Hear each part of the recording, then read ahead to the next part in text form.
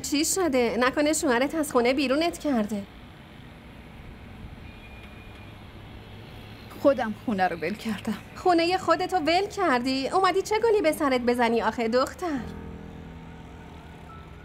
خونه خودم. من خونه ای ندارم.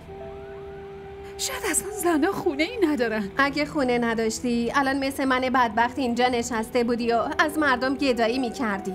هیچ وقت اینجوری هم لباس نمیپوشیدی. یه لباس خوشگل تنت کردی، کفشای خیلی گرونی هم پوشیدی. شوهرت هم که از خونه بیرونت نکرده بعدش میگی من خونه ندارم. نکنه عقلتو از دست دادی دختر؟ به نظر من که تو خیلی ناشکری. اونجا آرامش ندارم. تو اون خونه آرامش نداری یا درون خودت آرامش نداری؟ شاید درونم آرامش نداره. پس اومدی اینجا چی کار؟ فکر کردی تو دنیای بیرون میتونی آرامش پیدا کنی؟ پس کجا پیدا کنم؟ درون خودتو بگرد. آدم اگه توی خودش آرامش پیدا نکنه هیچ جا پیدا نمیکنه.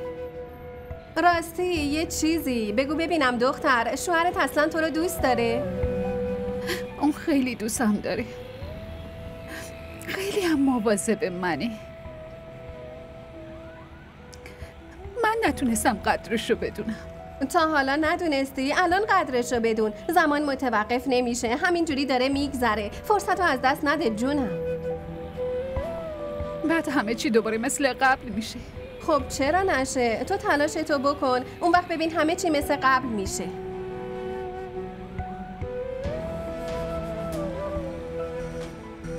آره شاید. به نظر من که برگرد. امنیت یه زن فقط تو خونه خودشه، نه یه جای دیگه. ببین اگه از شوهرت کتک بخوری خیلی بهتر از اینه که از مردم دنیا بخوری. ولی تو که شوهرت هم دوستت داره. والا من که نمیفهمم چرا داری الکی زندگی تو با دستای خودت خراب میکنی ها؟ برو جونم، برو برگرد خونه خودت. برو برگرد خونت، برگرد. نمیدونم چرا بعضیا گند میزنن به آسایش خودشون.